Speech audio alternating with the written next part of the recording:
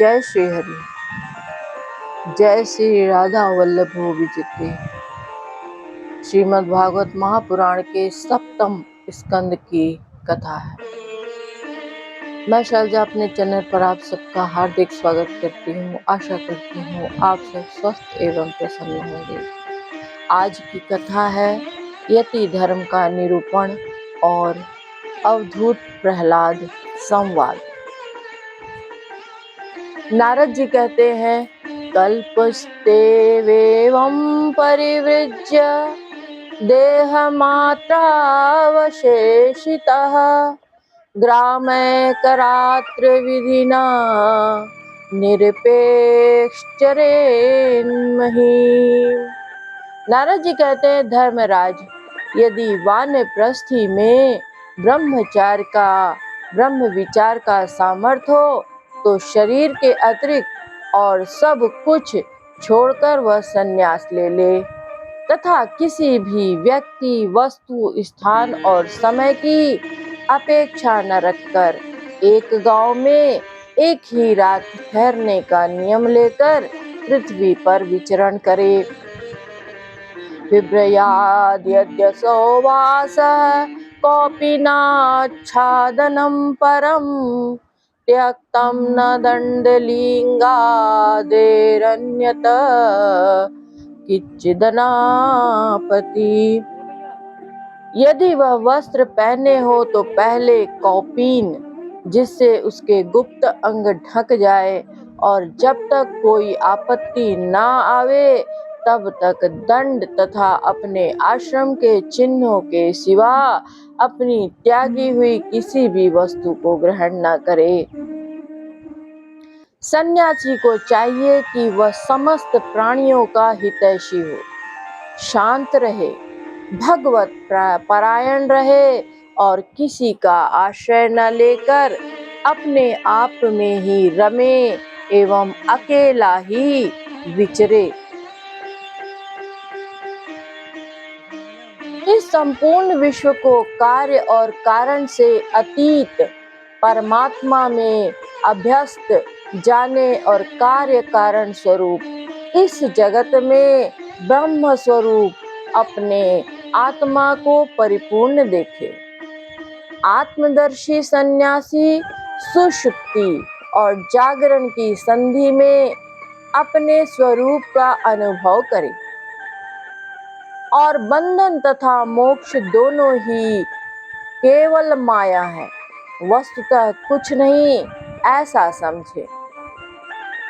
न तो शरीर की अवश्य होने वाली मृत्यु का अभिनंदन करे और न अनिश्चित जीवन का, केवल समस्त प्राणियों की उत्पत्ति और नाश के कारण काल की प्रतीक्षा करता रहे। असत्य अनात्म वस्तु का प्रतिपादन करने वाले शास्त्रों से प्रीति न करे। अपने जीवन निर्वाह के लिए कोई जीविका न करे। केवल वाद विवाद के लिए कोई तर्क न करे और संसार में किसी का पक्ष न ले। शिष्य मंडली न जुटावे, बहुत से ग्रंथों का अभ्यास न करे, व्याख्यान न दे और बड़े बड़े कामों का आरंभ न करे। शांत समदर्शी एवं महात्मा सन्यासी के लिए किसी आश्रम का बंधन धर्म का कारण नहीं है। वह अपने आश्रम के चिन्हों को धारण करे, चाहे छोड़ दे, उसके पास कोई आश्रम का चिन्ह न हो, परंतु वह आत्मा अनुसंधान में मग्न हो तो अत्यंत विचारशील, परंतु जान पड़े पागल और बालक की तरह। वह अत्यंत प्रतिभाशाली शील होने पर भी साधारण मनुष्यों की दृष्टि में ऐसा जान पड़े मानो कोई गूंगा है। युधिष्ठिर इस विषय में महात्मा लोग एक प्राचीन इतिहास का वर्णन करते हैं। वह है दत्तात्रेय मुनि और भक्त राज प्रहलाद का संवाद।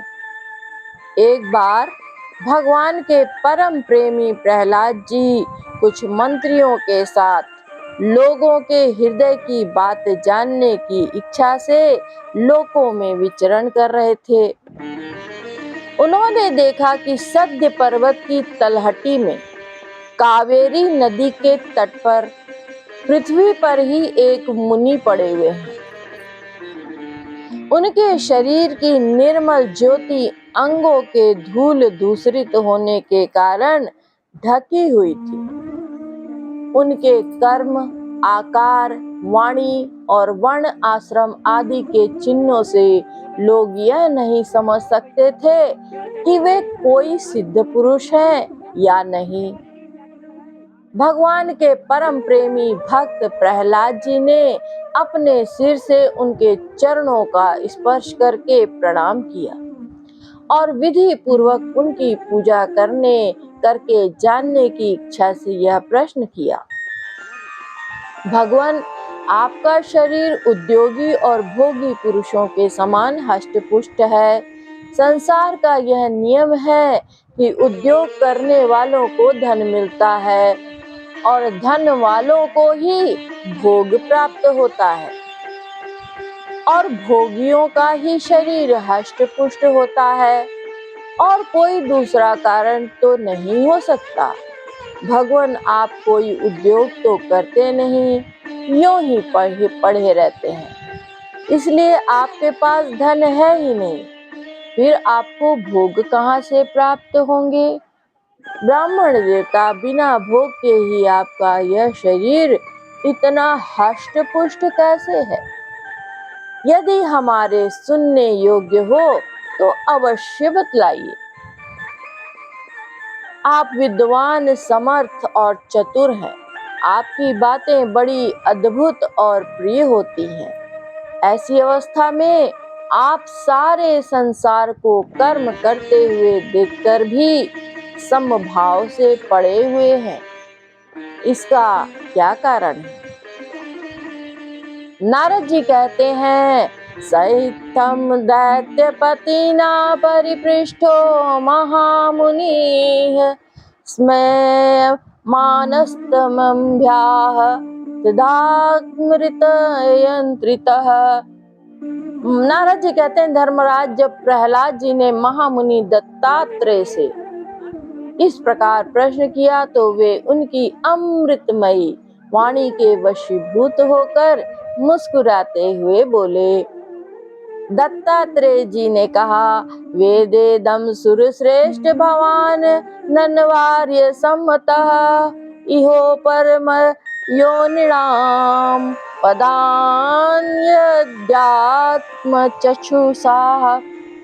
दत्तात्रेय जी ने कहा, दैत्यराज, सभी श्रेष्ठ पुरुष तुम्हारा सम्मान करते हैं। मनुष्यों को कर्मों की प्रवृत्ति और उनकी निवृत्ति का क्या फल मिलता है, यह बात तुम अपनी ज्ञान दृष्टि से जानते ही हो। तुम्हारी अनन्य भक्ति के कारण देवाधिदेव भगवान नारायण सदा तुम्हारे हृदय में विराजमान रहते हैं और जैसे सूर्य अंधकार को नष्ट कर देते हैं, वैसे ही तुम्हारे अज्ञान को नष्ट करते रहते हैं। तो भी प्रहलाद, मैंने जैसा कुछ जाना है उसके अनुसार मैं तुम्हारे प्रश्नों का उत्तर देता हूँ, क्योंकि आत्मशुद्धि के अभिलाषियों को तुम्हारा सम्मान अवश्य करना चाहिए। प्रहलाद जी, तृष्णा एक ऐसी वस्तु है जो इच्छानुसार भोगों के प्राप्त होने पर भी पूरी नहीं होती। उसी के कारण जन्म मृत्यु के चक्कर में भटकना पड़ता है। तृष्णा ने मुझसे ना जाने कितने कर्म करवाए और उनके कारण ना जाने कितनी योनियों में मुझे डाला। कर्मों के कारण अनेकों योनियों में भटकते भटकते दैववश मुझे यह मनुष्य योनि मिली है, जो स्वर्ग, मोक्ष, तीर्थ योनि तथा इस मानव देह की भी प्राप्ति द्वार है। इसमें पुण्य करें तो स्वर्ग, पाप करें तो पशु पक्षी आदि की योनि और निवृत्त हो जाए तो मोक्ष और दोनों प्रकार के कर्म किए जाए तो भी मनुष्य योनि की ही प्राप्ति हो सकती है। परंतु मैं देखता हूँ कि संसार के स्त्री पुरुष कर्म तो करते हैं सुख की प्राप्ति और दुख की निवृत्ति के लिए, किंतु उसका फल उल्टा ही होता है। वे और भी दुख में पड़ जाते हैं। इसलिए मैं कर्मों से उपरत हो गया हूँ। मैं कर्मों से उपरत हो गया हूँ। सुख ही आत्मा का स्वरूप है। समस्त चेष्टाओं की निवृत्ति ही उसका शरीर, उसको प्रकाशित होने का स्थान है। इसलिए समस्त भोगों को मनोराज्य मात्र समझकर मैं अपने प्रारब्ध को भोगता हुआ पड़ा रहता हूँ। मनुष्य अपने सच्चे स्वार्थ अर्थात वास्तविक सुख को, जो अपना स्वरूप ही है, भूलकर इस मिथ्या द्वैत को सत्य मानता हुआ अत्यंत भयंकर और विचित्र जन्मों और मृत्युओं में भटकता रहता है। जैसे अज्ञानी मनुष्य जल में उत्पन्न तिनके और सेवार से ढके हुए जल को जल ना समझकर जल के लिए मृग तृष्णा की ओर दौड़ता है, वैसे ही अपनी आत्मा से भिन्न वस्तु में सुख समझने वाला मनुष्य आत्मा को छोड़कर विषयों की ओर दौड़ता है। प्रहलाद जी शरीर आदि तो प्रारब्ध के अधीन है। उनके द्वारा जो अपने लिए सुख पाना और दुख मिटाना चाहता है वह कभी अपने कार्य में सफल नहीं हो सकता। उसके बार बार किए हुए सारे कर्म व्यर्थ हो जाते हैं।